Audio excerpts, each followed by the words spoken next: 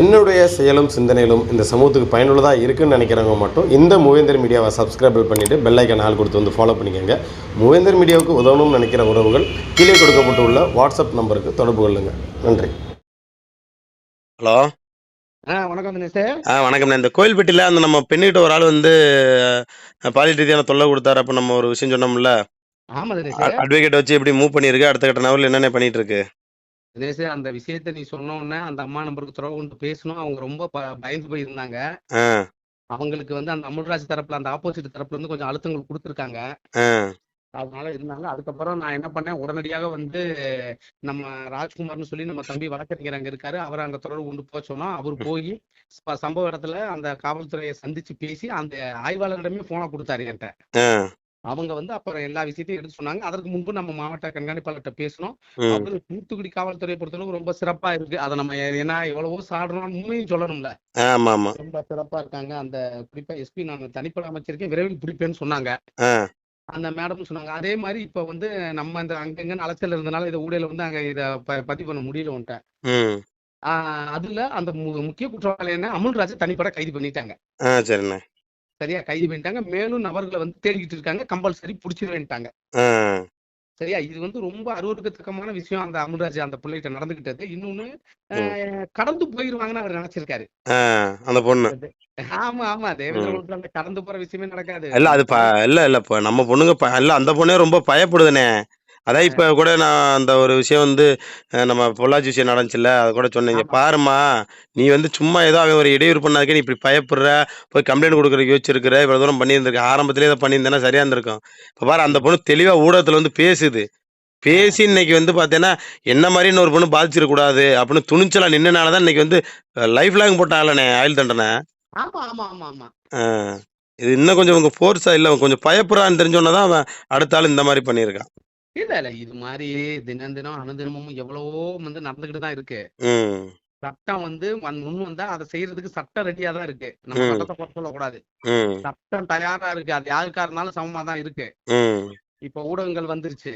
ம் ஒண்ணும் இந்த நீலாம் இந்த விஷயத்தை எடுத்து வெளியே கொண்டு போனோன்னு அந்த செய்தியும் அந்த தூத்துக்குடியில பெரிய பரபரப்பாயிருச்சு. நம்ம அந்த வீடியோ போட்டது. ஆமா ஆமா, நல்லா ரீச் ஆயிடுச்சு. அதான் காவல்துறை உயர் அதிகாரிகளுக்கு நான் அனுப்பி வச்சோம். ஆ அதனால வந்து நல்ல விஷயமா நடந்துருச்சு. எல்லாரும் முன் வரணும். இன்னொரு விஷயம் வந்து இதுல பொறுத்தளவுக்கு மீதி நபர்களும் வந்து கைது செய்யப்படுவார்கள். இவங்க கிட்ட இனி எதிர்காலத்துல யாரும் போகாத அளவுக்கு எந்த அச்சுறுத்தலும் வழக்கம் அவங்களே நடத்தினாலும் நடத்தட்டும். இல்லைனாலும் இந்த வழக்கம் நம்ம வழக்கறிஞர்களை வச்சு நம்ம நடத்துறதுக்கு தயாரா இருக்கோம். ஆ அதே போல் வந்து உயர்நீதிமன்றத்துல போய் அவங்க பிணை வாங்காத அளவுக்கு நம்ம வக்கீல்கள்ட்ட சொல்லி வச்சிருக்கோம், இன்டீரியர் பெட்டிஷன் போட சொல்லி. சரிங்கண்ணே. அதனால சட்ட போராட்டத்துக்கு நம்ம ரெடியா இருக்கோம். அது கூட எல்லாம் இன்னைக்கு என்னன்னா, இந்த பாரப்பட்டிங்கிற ஊரு, இந்த புதுப்பட்டி விருதுநகர் பக்கத்துல நம்ம பயல ஞாயிற்றுக்கிழமை வந்து தாக்கியிருக்காங்க மாட்டு சமூகத்தினர். அந்த 3 பேர் சேர்ந்து 3 பேர் சேர்ந்து. அதான் எனக்கு தகவல் அனுப்பிச்சு விட்டாங்க. கான்டாக்ட் நம்பர்ல எதுவுமே இல்லை. அதை நான் எனக்கு ஷேர் பண்ண பையன்ட்ட சொன்னேன். தம்பி நீங்க மொட்டையை அனுப்பிச்சு விட்டீங்கன்னா இதை எப்படி எடுத்துக்கிறேன், எந்த மாவட்டம் என்னன்னு சொல்லாம போட்டிருக்கீங்க, கான்டாக்ட் நம்பர் இருந்தா கொடுங்க அப்படின்னு கேட்டிருந்தேன். வாயிலே கொஞ்சம் இது பண்ணியிருக்காங்க போல இருக்கு. பாவம் அந்த பையனால சாப்பிடக்கூடாது. 3 பேர் சேர்ந்து ஒரு பையனை அடிச்சிருக்காங்க. 3 பேர் இல்லப்பா, 9 பேரு. 9 பேரா? அந்த 3 பேர் போட்டோ மட்டும் தான் வந்துருந்துச்சு. அதாவது அந்த பையன் வந்து பைக்ல வந்து இப்போ 11th முடிச்சுட்டு வீட்டுல இருக்கிற பையன் திரும்ப ரீ எக்ஸாம் எழுதி ஃபெயில் ஆயிட்டான். அதனால வேலைக்கு போயிட்டு இருக்கான். சரி. அவன் பைக்ல கடந்து வரப்ப டீ குடிக்க வரப்ப அவனை வந்து லேசா வண்டி ஏதோ அந்த பக்கமும் 2 பேரும் இடிக்கிற மாதிரி வந்து நிறுத்திட்டாங்க. அந்த பையன் லேசா சறுக்கி விட்டுட்டான். உடனே இறங்கி முதல்ல 2 பேர் வரானுங்க, 3 பேர் இவன்ட்ட வாக்குவாதம் பண்ற மாதிரி பண்ணிக்கிட்டே இருந்து போன் அடிச்சு ஆள வர வச்சிடுறாங்க. அந்த ஒரு பையன் அடிக்க எத்தனை பேரு? ஆமா ஆமா. யாரு அடிச்சு வாய்கெல்லாம் குழப்பி மூஞ்சில எல்லாம் நல்ல காயம். அப்போ இந்த பையன் போய் வீட்டுல யார்ட்டையும் சொல்லல. ஆனா ஞாயிற்றுக்கிழமை நைட்டு நடந்தது. இவன் திங்கக்கிழமை நேத்து தான் மூஞ்சி எல்லாம் வீங்கி இவனால ஒன்னும் பண்ண முடியல, உடம்பு வலி.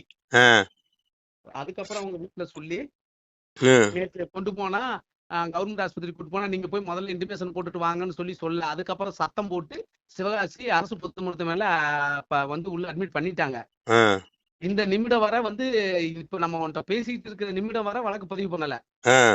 அதுக்கப்புறம் இப்ப உடனடியா அந்த தகவல் கிடைச்சு அவங்க அப்பா அவங்க தம்பி எல்லாத்தையும் பேசி மகாசபையோட மாவட்ட செயலாளர் வழக்கறிஞர் நீராத்திலிங்க எல்லாம் இப்ப அந்த எம்புதுப்பட்டி அந்த காவல் நிலையத்துக்கு போயிட்டாங்க சிவகாசியில. சரிண்ணே.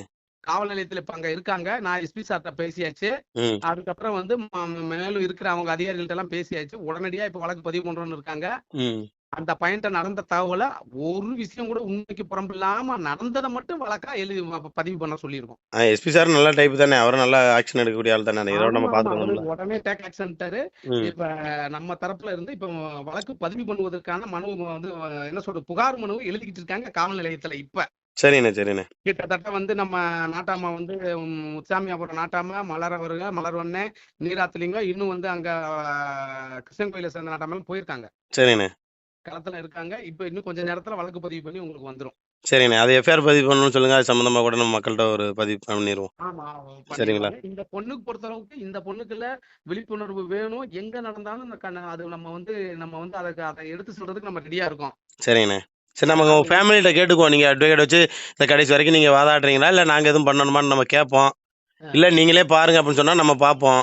அப்படி இல்லை அப்படின்னா அவங்களே பார்க்குறாங்கனால அவங்க மூப்புக்கு அவங்க எடுக்கிற முடிவு தானே. அது ஒண்ணு இல்ல. நாளைக்கு ஒன்றை பார்த்து இன்னொரு பொண்ணுகிட்ட வந்து அவன் வந்து சிலிமிசம் பண்ணக்கூடாதுல்ல. இந்த காணொலி பார்க்குற ஒவ்வொரு ஆளும் ஏய் ஓ ஊர் ஓ தெருவில் உன் கடையத்தான் சொல்கிறாங்க. அப்போ நீ எந்த பொண்ணுகிட்ட இப்படி வச்சிருந்தா, ஓ வீட்டில் பொம்பளை பிள்ளையா இருந்தால் இப்படி பண்ணியான்னு அப்போத்தாம அவனை நல்லா கேள்வி கேட்கறதுக்கு இருக்கும்.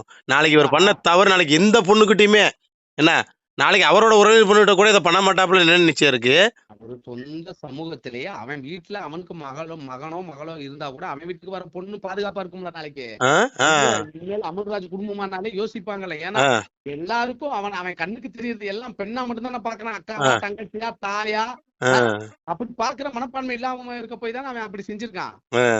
அதனால வந்து இதெல்லாம் வெளியே கொண்டு வராட்டி வந்து நாளைக்கு இன்னொரு பொண்ணு சத்தம் இல்லாம வாழ்க்கையில கண்டிப்பா அத்தை அந்த பொண்ணுகிட்ட சொன்னேன். அப்புறம் அழைச்சி சொல்லி புரிய வச்சு அது கேட்கல. இதுல என்னன்னா நம்ம வந்து யார் தகவல் சொன்னாங்க, அதாவது பிஎம்டி தரப்புல இருந்து நம்மகிட்ட தகவல் சொன்னாங்க அப்படின்னு சொல்லிட்டோம். அவங்களும் ஹெல்ப் பண்றாங்க போது நம்ம வீடியோ போட்டோம். இப்போ அதுல என்ன ஒரு சின்ன தம்பி உங்க சமூகத்துல யாருமே கண்டனம் தெரிவிக்கிற அப்படின்னு அதான் அந்த தம்பி பேசின வீடியோ டவுன்லோட் பண்ணி இந்த பாருமா உங்களை நான் வீடியோ போட்டு நீ அழுதுங்கிறக்காண்டி நான் அந்த வீடியோ ப்ரைவேட்ல போட்டேன். கடைசியில் பார்த்தா எப்படி வீடியோ போட்டுறோம், உனக்கு வந்து நான் உதவி செய்யலையா? இன்ன வரைக்கும் நீங்க கூட அந்த வழக்கை என்ன பார்த்துட்டு நீ பேசாம நீ விட்டுட்டீங்க.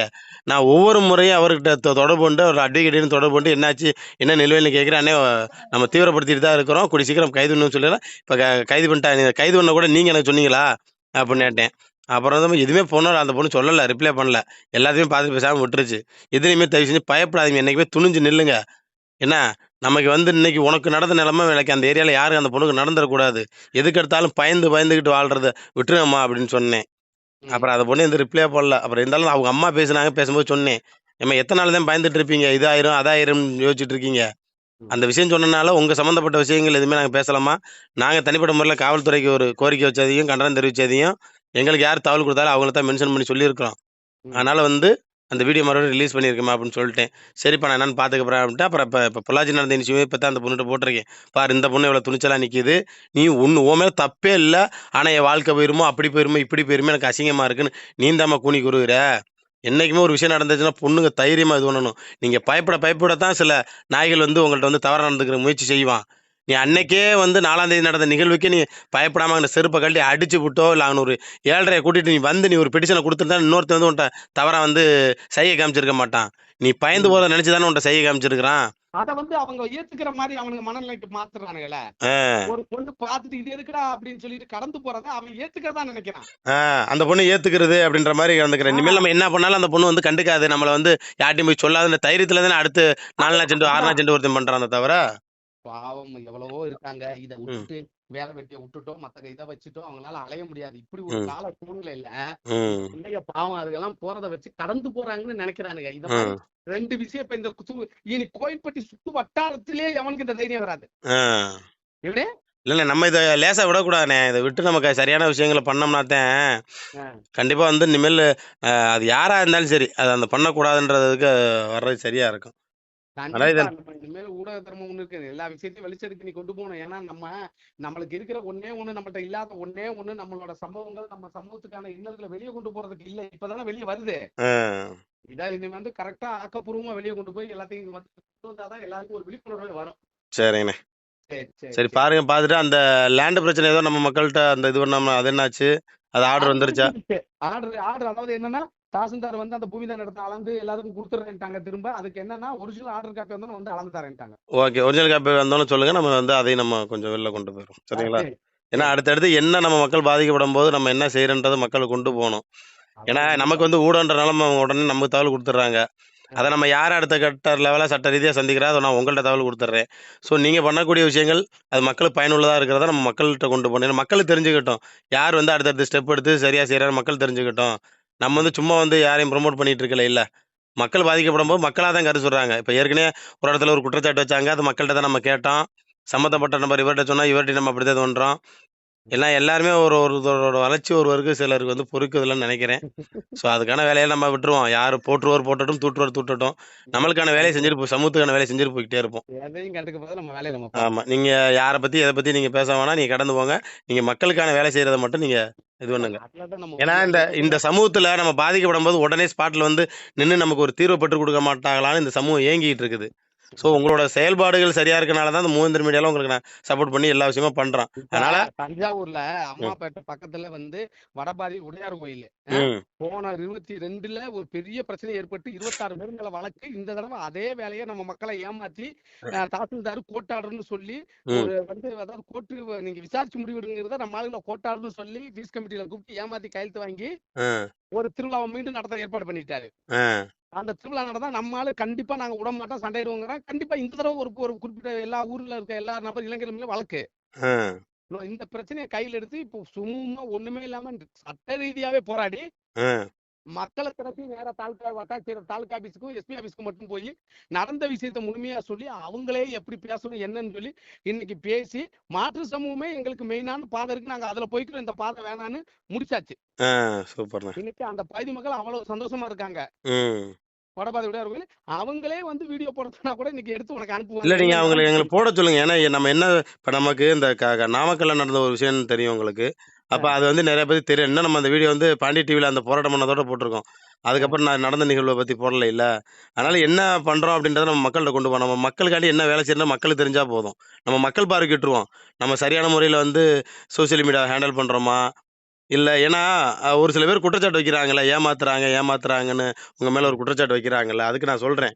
நீங்க என்ன வேலை செய்றீங்க அப்படின்றத இங்க உள்ள ஃபுட்டேஜ வந்து நீங்க எனக்கு கொஞ்சம் மட்டும் அனுப்பிச்சு விடுங்க. அந்த தம்பிகளை நான் ஊர்ல இருந்து ஒரு வீடியோ எடுத்து உங்களுக்கு அனுப்புறேன். ஓகேண்ணே. தகவலுக்கு ரொம்ப நன்றிண்ணே.